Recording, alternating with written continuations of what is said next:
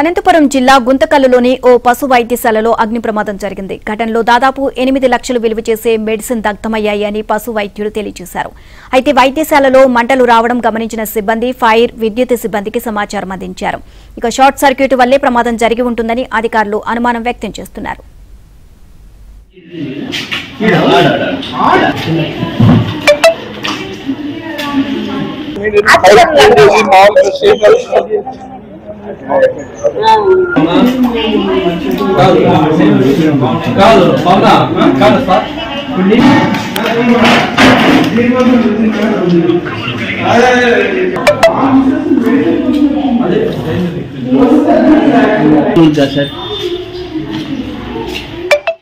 మంటలు రావడం చూసేసి మా సిబ్బంది కూడా ఆ రోజు ఆ టైంకి హాజరవడంతో మనకు వెంటనే వెళ్ళి చూసుకుంటే పొగలంతా మొత్తం నిండిపోయినాయి. వెంటనే మేము ఫైర్ సిబ్బందికి ఫోన్ చేసామండి. ఫోన్ చేసేదంటే వాళ్ళు వచ్చి మంటలు ఆపేశారు.